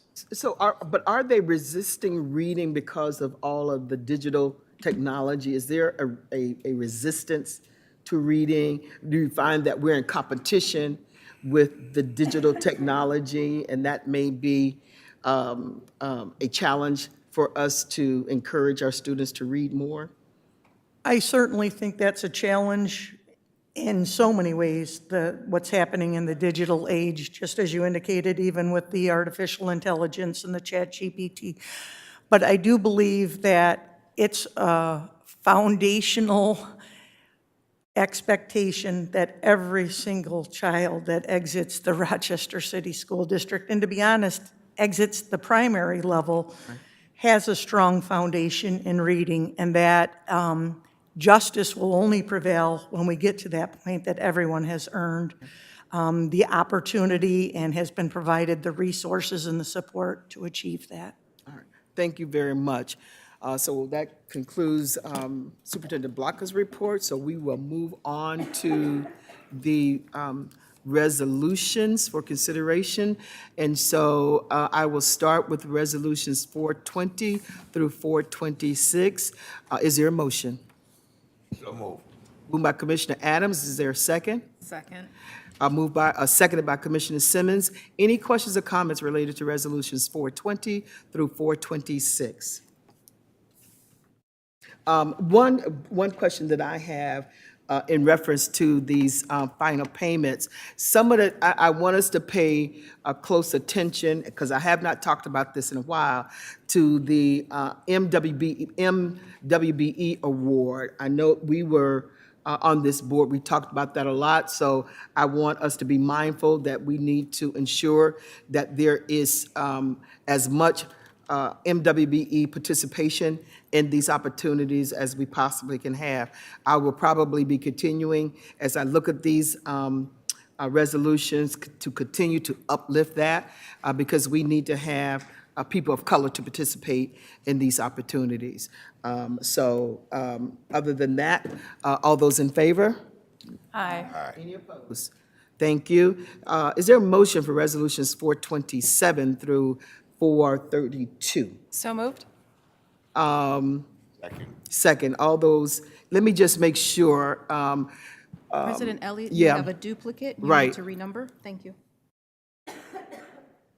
There's 429 is a duplicate number, so we have to make that change. Are we calling them A and B? Yeah, I'm going to look at what the. You can, however you would like to do that. So we you can have do it something- 429A and 429B. Is that okay, General Counsel? Yes. All right. So do we need to make a motion or amendment to that, General Counsel? Yeah, just make a motion Yeah. to amend 420, motion to amend All right. 429 to make it A and B. Right. So is there a motion? Point of clarification. It'd probably be helpful if you identify the first one as for the letter C, 429, and the second as letter D as in dog, 429, just so we can clarify which is which. As opposed to A or B? It'll still be A and B, but under your resolutions, under that section, under HR, So they're in okay, different gotcha. lines. I just, So it's the 9C and clarification. 9D. So we're talking about 9C being 429A and 9D being 429B. Right. All right, yep, all right. So did I have a motion and a second for that? Motion. Any questions or comments related to that? All those in favor of the amendment? I'm getting good with this, General Counsel. Oh, Sookie now. I hear the second. The Second motion for was Commissioner Simmons. All right, who motioned it? I thought it was Powell. Commissioner Powell motioned it? I think there were a lot of us, but I'm happy to Okay. take credit. We'll give it to Commissioner Powell and give it Commissioner Simmons second on the amendment. All those in favor of the amendment? Aye. Aye. Any opposed? Okay, having said that, is there a motion for resolutions 427 through 432? Did I already motion it, though, prior? to the No, we had to do the amendment I first, right? interrupted, so it didn't. Okay. You got that? Yeah, on so this- I already had Malloy as that motion, and the Okay. last one you decided it was going to be Simmons and Powell, correct? Okay, all I right. just wanted to make All sure. those in favor? Do we need a second? I didn't get the second. On this All right, second, group. Commissioner Malloy. See, I thought we had, As Adams? all right, y'all know what it is. Yeah. You got it on this? Motion's I thought Malloy what and we had to second is do Adams. first was do the amendment and then do, yeah, so. Right, but I think technically our Madam Clerk is correct. The original motion is still out there, right? So the original motion is out there. There was a second motion for the amendment, then you go back to the original motion, so. All right, so we at the original motion. Correct, with Malloy All as right. the motion and Right. Adams as the second. We're ready to vote. Now I have to say, all those in favor? Any discussion or questions? Any discussion? Thank you. Any discussions? All those in favor? See, you always got to make sure that this stuff is moving right. So, Aye. Aye. All ayes? Okay, thank you. Going down to resolutions, let me get, resolutions, EPO resolutions. Is there a motion for resolutions 433 through 434? And then a resolution included in that, resolution 178. Motion. Moved by Commissioner Simmons, seconded by Commissioner Malloy. Any questions or comments related to resolutions 433, 434, and 178? Hearing none, all those in favor? Aye. Aye. Any opposed? Is there a motion for resolutions 435 through 438? Motion? So move. Moved by Commissioner Adams, seconded by Commissioner Simmons. Any questions or comments related to resolutions 435 through 438? Hearing none, all those in favor? Aye. Opposed? Thank you. Is there a motion for resolution 439? Motion. Second. Motion moved by Commissioner Malloy, by Commissioner Simmons, seconded by Commissioner Adams. Any questions or comments related to resolution 439? Hearing none, all those in favor? Any opposed? Thank you. I'm sorry about that. I didn't know if you were on or not, but I will make sure. He's been, yeah, she's been on all the You've been while. voting? Mhm, Okay. I've been watching her. All right, thank you. So motion for resolutions 440 through 443. So moved. Moved by Commissioner Powell, is there a second? Second. Seconded by Commissioner Simmons. Any questions or comments related to resolutions 440 through 443? Hearing none, all those in favor? Aye. Any opposed? Thank you, Commissioner LeBron. Just for clarification, I had Simmons as the second. Who was the motion? Commissioner Powell. Powell. Thank you. Am I going a little fast? Nope, you're good. Okay. Is there a motion for resolutions 444 through and 445? So moved. Moved by Commissioner Malloy, seconded by Commissioner Adams. Any questions or comments related to resolutions 444 and 445? Hearing none, all those in favor? Aye. Any opposed? Thank you, Commissioner LeBron. Is there a motion for resolutions 446 through 450? So moved. Moved by Commissioner Malloy. Is there a second? Second. Seconded by Commissioner Adams. Any questions or comments related to resolutions 446 through 450?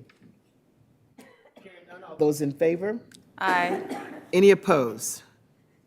Thank you. Motion carries. Say aye too, sorry. All right. Thank you, Commissioner Vice President LeBron. Is there a motion for resolutions 451 through 453, as well as resolution 859? So moved. Moved by Commissioner Powell. Is there a second? Second. Seconded by Commissioner Simmons. Any questions or comments related to resolutions 451 through 453 and 859? Hearing none, all those in favor? Aye. Any opposed? Thank you. Motion carries unanimously.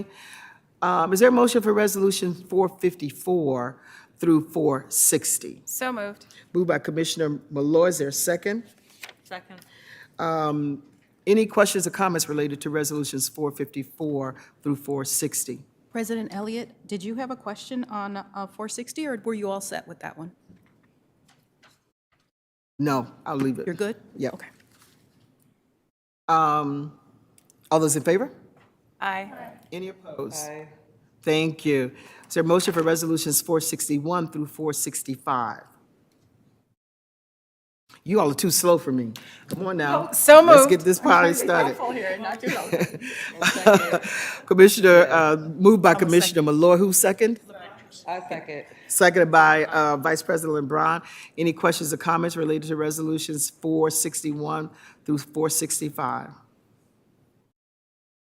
Hearing none, all those in favor? Aye. Aye. Any opposed? I'm going to oppose resolution 465. Is there, here, Commissioner, is where we're going to ask for a reorder of the, this section of our policies to have, and I'll let you make the motion, that we look at having resolution 466 to be last, because we feel that there may be some discussion around that, and continue to vote on resolutions 467 through 471. Sure. Yep. Move that we take all of them individually, starting with 21B through 21F. Okay, so you want them all individual? Okay. But you're starting with B through F. I believe Commissioner. F is right. Okay. Okay.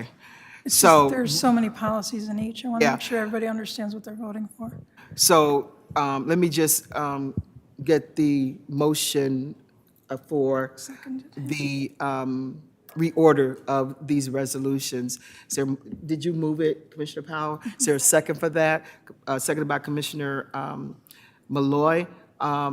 Any questions or comments related to the fact that we're going to have the resolution 466 to be the last one for further discussion? Hearing none, all those in favor? Aye. Any opposed? Okay, so we will start with resolution 467. Yes, Madam President, this is just a change to the deliverables. It's the simplest of the bunch. All right, so all those in favor? Oh, we do have to move. I'll Oh, move- I'm sorry. I'll move that. Yep. Second. Let me just back up. Commissioner Powell, did you have anything else to say about it? Are you making the motion? Yes, I'm Okay. making the motion. I'm just reminding folks what Okay, very it is we're good. voting on. All right, and then you seconded, Commissioner Malloy? Yes. All right, all those in favor? Aye. Any opposed? Aye. Thank you, Commissioner, Vice President LeBron. Is there a motion for resolution 468? Motion. Moved by Commissioner Simmons. Second. Seconded by Commissioner Malloy. Any questions or comments related to resolution 468? Yeah, I texted the policy staff, Charisma Travis, and in fact, my expectation was correct, that this policy, or this batch of policies are all of those that went through regular process. The next resolution are the ones that were expedited in one way or another. That's the difference between C and D. Any other questions or comments related to resolution 468? Hearing none, all those in favor? Aye. Any opposed? Thank you. Is there a motion for Resolution 469? Moved by Commissioner Simmons. Is there a second? Second. Seconded by Commissioner Malloy. Any questions or comments related to Resolution 469? Commissioner Powell, you have any comments on that? All those in favor? Aye. Any opposed? Thank you, Vice President LeBron. Can I get a motion for Resolution 470? So moved. Moved by Commissioner Malloy. Is there a second? Second. Seconded by Commissioner Powell. Any questions or comments related to Resolutions 470? Yes, I have a comment. Commissioner Patterson? I will not be voting for this resolution. I reference 2110.1 and 2111.1. I think that the additions, to this policy are meant to control board members, when I think that it's important in this day and age that we be able to see things in schools, that we be able to walk in schools and take a look without being announced. Being a teacher, having taught for not only this district, but Nativity Preparatory Academy, BOCES, Monroe Community College even, I know that when board members entered our schools, commissioners, that there was always something beforehand that was that the teachers or principals were notified that we were coming in.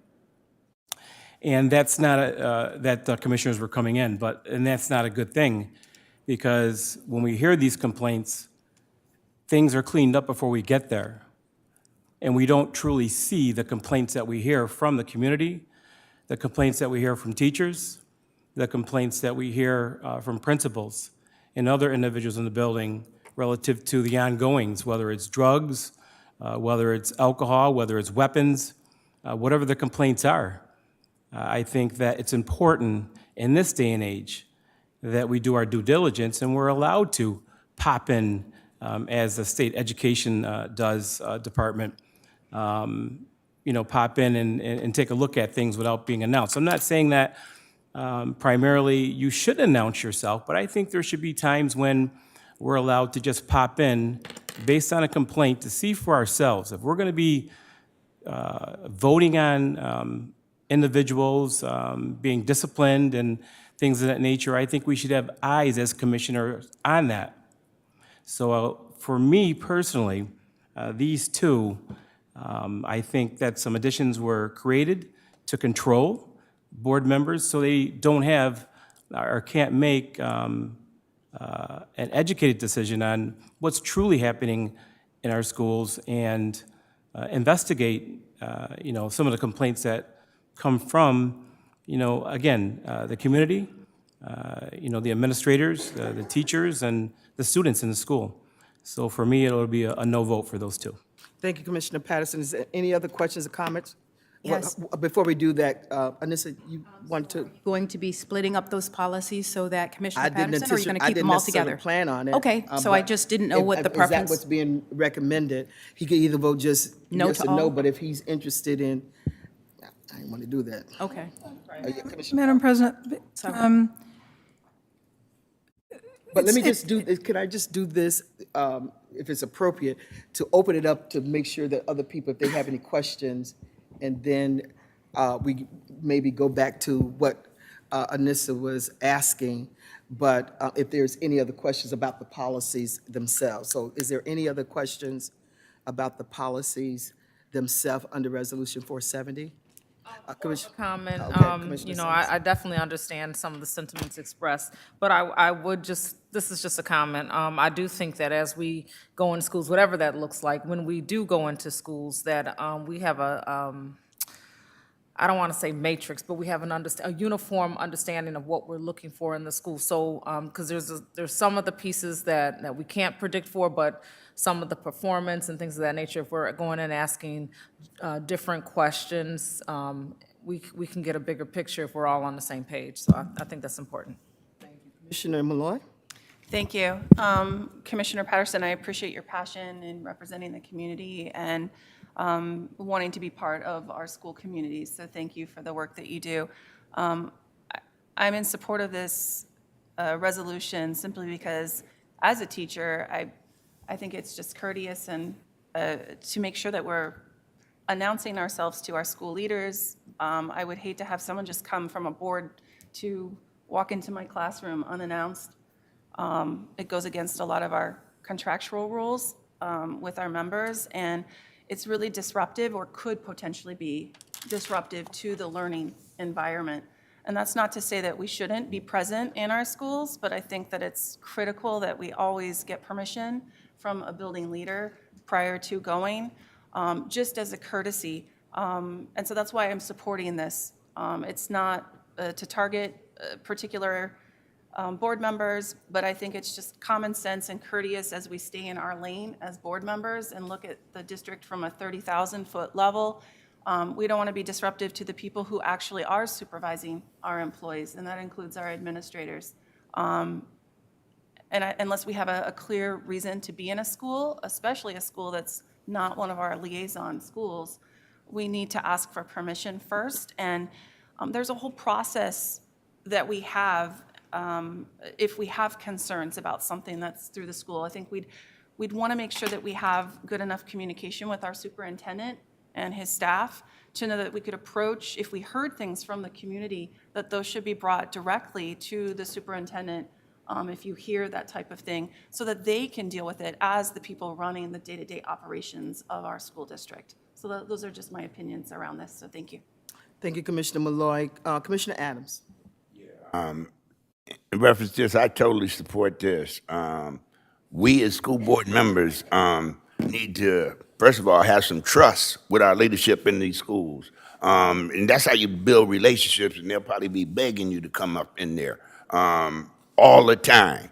I think I need to mention this. I think when you go into the board and to these schools as a school board member, you should acknowledge the security people there. Don't just walk past them like, I'm all that. These are things that just regular relationship communication building that we need to work on for real. And I'm not no investigator. That's not what I'm here for. I'm here to advocate and hear the issues. And I swear, I've never had any problem with hearing the issues, man. We got to work with them, man. They have they used to have a T-shirt. Our TA used to have a T-shirt that said, teachers plus parents equals successful students. Ain't nothing been more true than that. And so we just got to build relationships with these teachers. We can't be walking up on them trying to investigate. That's my opinion. That's why I support this. Thank you, Commissioner Adams. Vice President LeBron, you have any comments, questions? Yeah, I'll just say I'm definitely going to support it, and I agree with Commissioner Adams' sentiments that a lot of this is really based on relationships and how you build relationships and how you communicate with people. And I, have to also say, like, we have to give a level of respect to all of our staff. As Commissioner Adams mentioned, from the moment you walk in and you see a sentry, a paraprofessional, whoever, um, they all deserve the same level of respect. And certainly we have to respect each of their roles. We're not there to be the superintendent. We're not there to be the principal. We're not a direct supervisor to a principal. We're there to advocate for our families, advocate for our schools. We sort of break down the schools, but we are supposed to advocate for all schools, not just the ones we're liaisons to. But I know for me, I take my role as a liaison. I try to build the relationships with the principals and other staff members, because you will get different perspectives from different staff members. And as Commissioner Malloy also mentioned, you hear an issue, you bring it to the superintendent, because quite frankly, he's making a lot of money to handle this business and do this work. And I just have to say, like, I'm not paid enough to handle all of the issues of the district. Um, but I do, and when they they fall on my lap, I do what I can to advocate for the family, for the staff, because we're not just here to advocate for our staff. This is a whole ecosystem, and everybody plays a major part in uplifting it and keeping it going, including our staff. And so I just have to say that this policy was also, brought up and bubbled up out of behaviors from certain commissioners, and and our staff advocated for that for a reason.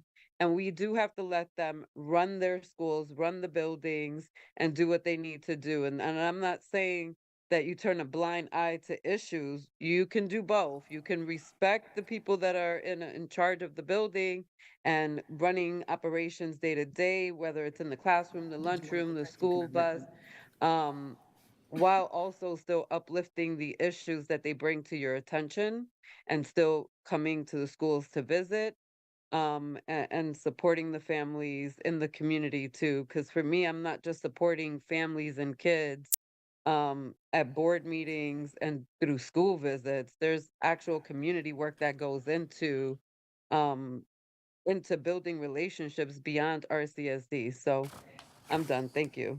Thank you, Vice President. Mr. Alisea? Thank you. Thank you, President Elliott. I just want to remind the board that as Commissioner of Education, you have some responsibilities. Those responsibilities are to set policy, to hire the superintendent, and to approve the budget. And that you need to be careful with all the things that you hear when you go to the buildings and to do investigation, because some of those investigations, you will be required to vote on it. So you have to be careful not to get involved in some issues. If there's an issue, you hire a superintendent. It's his responsibility to do the investigation and to bring that information to you. Thank you. Commissioner Powell? Thank you, Madam Chair. I don't think any of these policies are in danger of failing, but we have routinely split up resolutions into A and B for when it comes to additional pay or tenure and those sorts of things.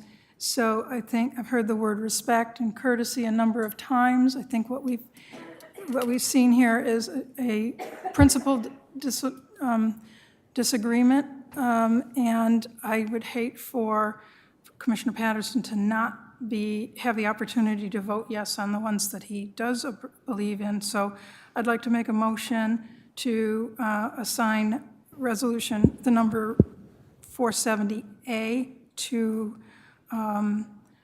policies 2110.1 and 2111.1. So moved. Second. Any questions or comments related to that motion? Hearing none, all those in favor? Aye. Second. You That didn't was have to- Commissioner Malloy seconded Oh, it. you're the motion, you're the second. Okay. Thank you. So all those in favor, did we say, did we go that? I think. Yeah. So everybody is in favor of that, or is there any opposition to the motion on the table? I need to see LeBron. That's up, if she's Yeah. voting. Thank you. Yeah. Yep, If you go all back right. on the tape, I already said aye. Okay. Was on Okay. camera, but that's Yes. all right. I'll do it again. All right, But I'll go thank back you. off. All right. So this resolution, 470A is policy 2110-1 and 2111-1. The clean and the track, well, the clean copy is what we're looking at. So, all those in favor, help me out here, General Counsel. Do we need So a we can motion? make a motion to do the 470A. Am I correct on that? Yes, but I think you still have to vote on 470, right? Because now 470 is the remaining resolutions. No, Yes. it's 470A and B. 470A and B is what we just voted on. Yeah. Okay, I'm sorry, I only heard 470A. Yep. Did too. So, yeah. So are we ready to vote on Resolution 470A? All right, so who made did you make the Well, motion? I made Did the we make original motion All of right. 470, so I'm happy to reinstate that All right. motion as 470A. All right, so Commissioner Powell's made the motion for resolution. Second. Second, and Commissioner Malloy seconded. All those in favor of Resolution 470A? Aye. Any opposed? Sorry, aye. All right, I did post it. You said you're opposed? Correct. Okay, all right. All right, thank you. It carries. And then is there a motion for Resolution 470B? So moved? Moved by Commissioner Malloy. Is there a second? Seconded by Commissioner Simmons. Any questions or comments related to Resolution 470B? Hearing none, all those in favor? Aye. Any opposed? Opposed. B is the ones I thought you liked. I'm in favor. Okay. Sorry about that. So is it in favor or is it against? In favor. Favor? All right, thank you. All right. Is there a motion for Resolution 471? Motion. Moved by Commissioner Simmons. Is there a second? Second. Seconded by Commissioner Powell. Any questions or comments relating to 471? Just a reminder that these are the policies we're recommending rescinding.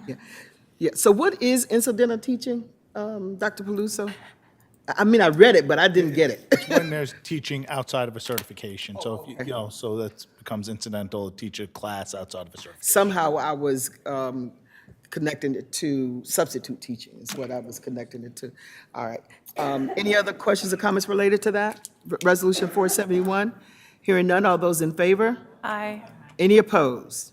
So we'll go down, okay, so that concludes our resolutions. 21A. Back. 21A. 66. The one we're taking last. Oh, shoot. Okay. Thank you. Thank you.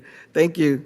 I'm ready to get out of here. So is there, is there a motion for Resolution 466? Commissioner Adams? Second. No. No, Well, it has to be a I motion. want to table this because I really, we got two new board commissioners that's going to be on. I think they should be a part of this here.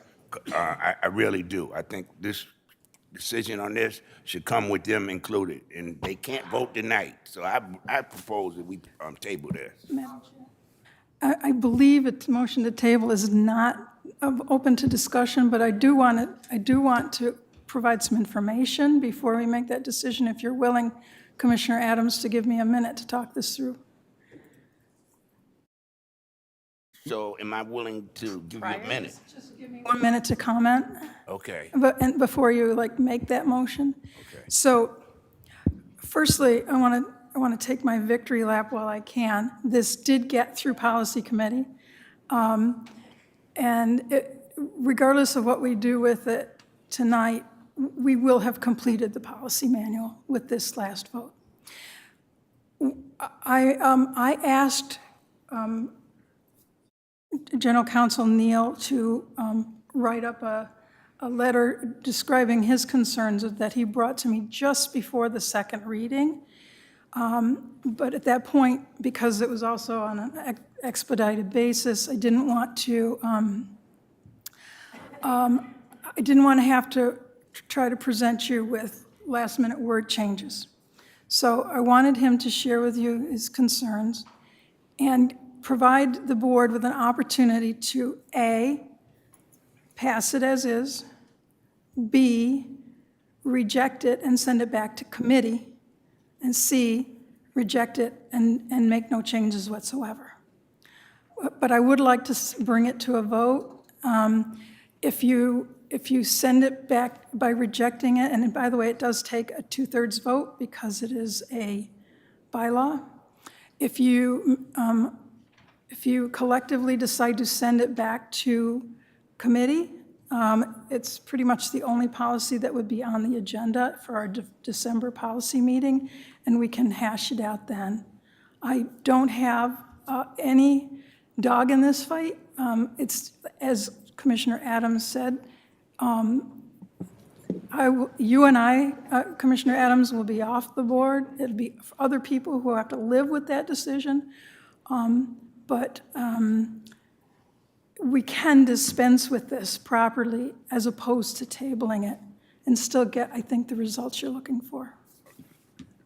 Respond to that, Commissioner Adams? I definitely stand by what I said. So what do I need to do? Say I'm willing to dispense of it? What do I need to say? Yeah, Commissioner, General Counsel. Because I definitely want to leave some work for them too. We can I'm vote it just down. kidding. I mean, We could vote it down. Yeah, we want to vote it down then.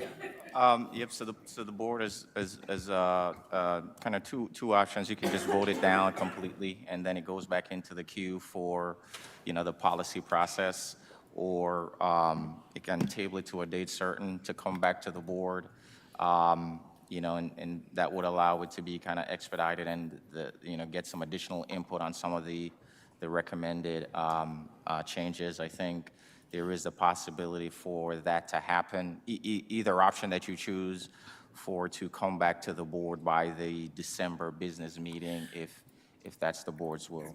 well, then, let me just add to that, though, that the advantage to voting it down and sending it back to committee is there'll be an opportunity to rework it. Okay.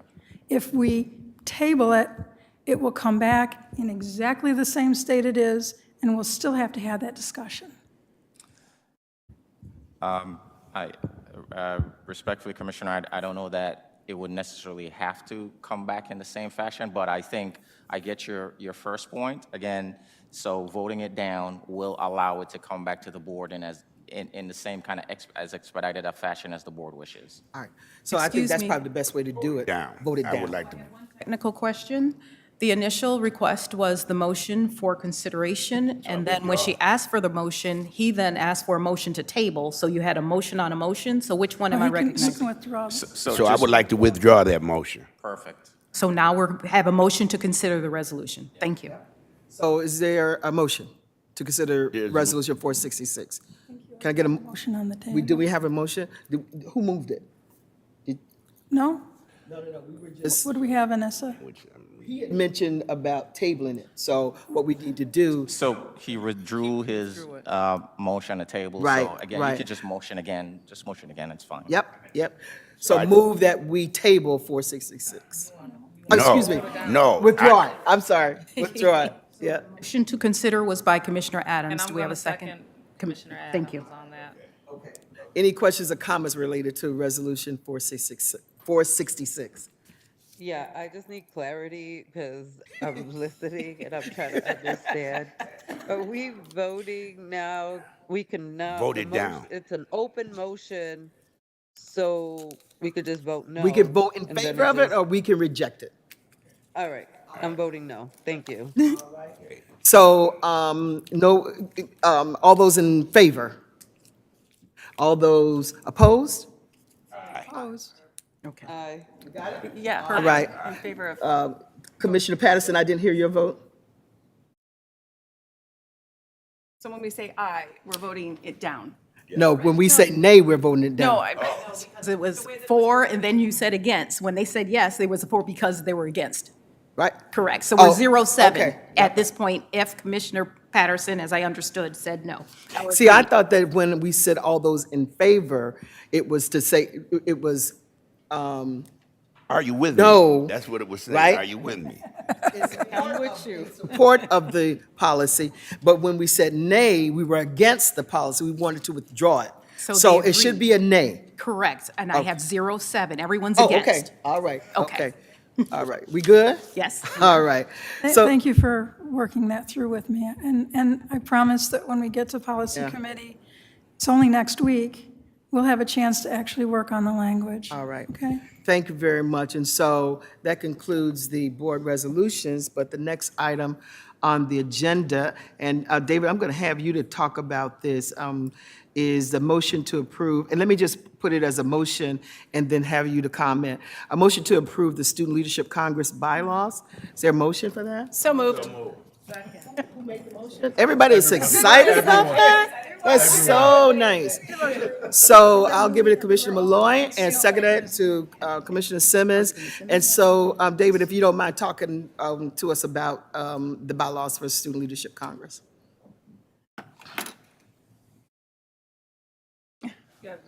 Here you go. So historically, the SLC hasn't had an official bylaws since like it's like, since it's been born. So it was really important for us to get this bylaws out, and it's been in works for a long time. However, it has been written mostly by the students. Like we've all sat down, we're like, okay, what do you want to see the bylaws, how do you want it? So it's all written by the students, so this is fully student-led.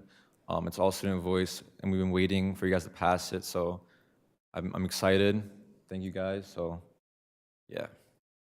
I'll take any questions too if you guys have any questions. But Any questions from my colleagues around the Student Leadership Congress bylaws? This is exciting for me. Commissioner Powell, you have any comments? And let me just say, before Commissioner Powell speaks, that really Commissioner Powell, whoever sits on that end as a student, Commissioner Powell has helped to mentor. So I just want to also acknowledge that to Commissioner Powell's credit, that she has taken the opportunity just to, probably for the number of years that she's been on the board and been in that seat, that she's been able to help support the student members. So, Commissioner Powell? So let me throw a little history at you. Prior to 1998, it was called the Student Advisory Student Advisory Board. And it was my first year in 1998. Brett Bruin was the student representative. And oh, by the way, we had student representatives since the late 1970s.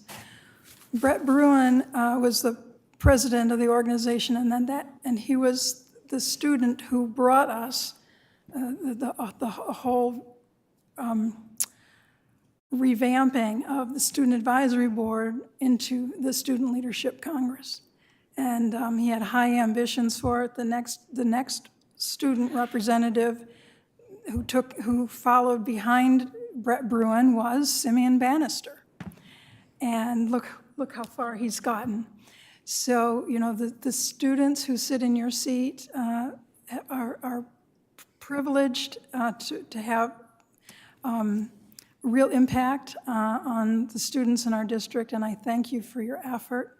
I pushed hard to get them to rewrite the bylaws because no one could find the bylaws that were written under Brett Bruin's observing eye, and our bylaws call for, in order to have a student representative on our board, that they have bylaws and that we know how that student gets elected. So I am so relieved to see this work done, and I appreciate you so much for helping us get there.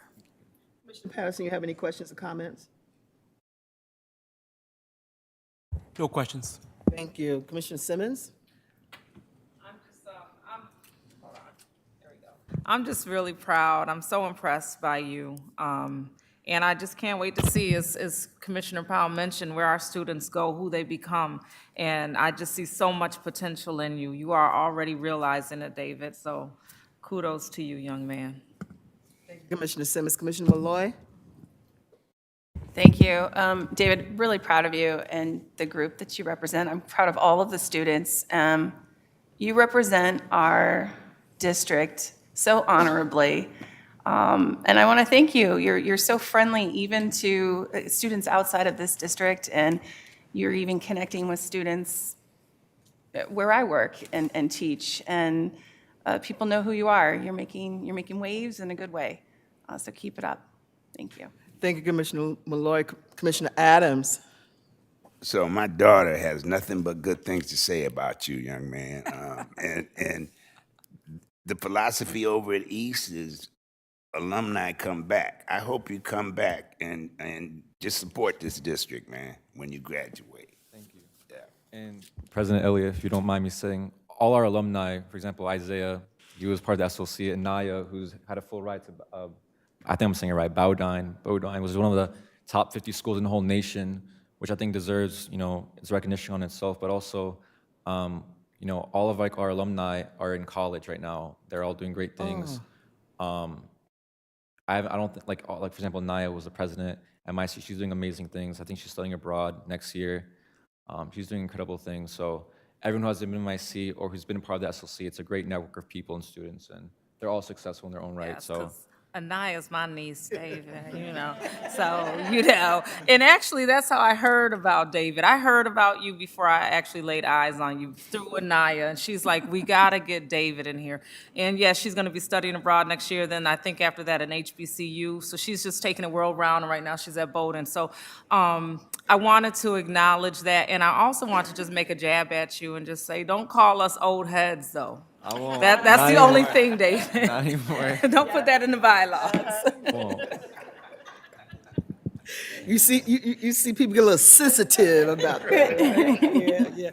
But, again, as we had the presentation by communications, the promo by the communications department, just no words.